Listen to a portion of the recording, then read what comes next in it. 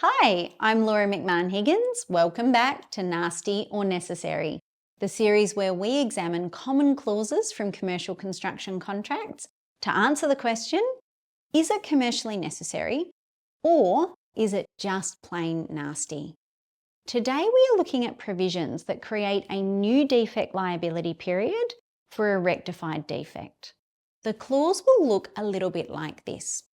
Where a defect is rectified during the defect liability period, there should be a separate defect liability period for the rectified works of 12 months from the date the rectification is completed. On its face, this looks necessary. Let's imagine that a mechanical contractor completes the HVAC services in a school and provides a 12-month defect liability period. If in the 8th month the mechanical equipment begins to leak, the contractor would be required to attend to the defect and fix the leak.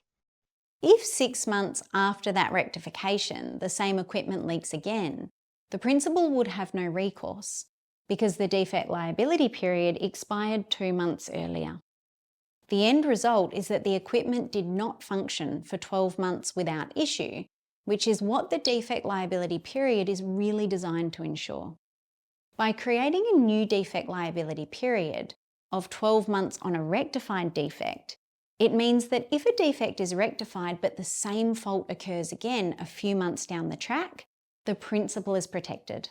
In other words, all aspects of the works must be defect-free for a clear 12 months before the contractor's rectification obligations cease. So this clause weighs in as necessary. Now, just because a clause is necessary doesn't mean that its effect can't be nasty.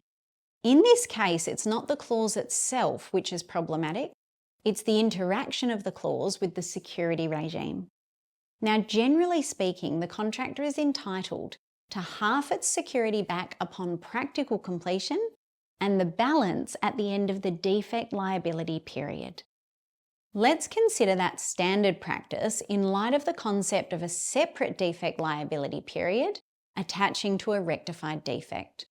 The question becomes whether the second tranche of security is released when the original DLP expires or when the separate DLP expires. If your security provision looks like this, it will be the latter. The principal must release half the security held within 5 days of the date of practical completion, and the balance within 5 days of the expiry of the last defect liability period. By using the word last, it means that if $300,000 of security is being held and a minor defect worth around $5,000 is rectified, the separate defect liability period on that minor part of work will defer the return of that very significant chunk of retention until the separate defect liability period has run its course. And this can result in a cash flow problem. So in conclusion, a separate defect liability period on a rectified defect is necessary.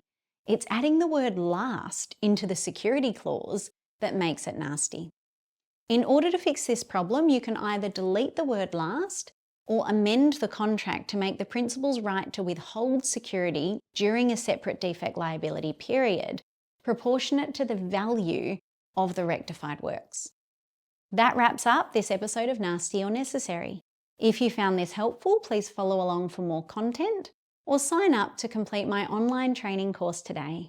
Think of it like insurance. Spending a little bit on training today saves you losing a lot in the future.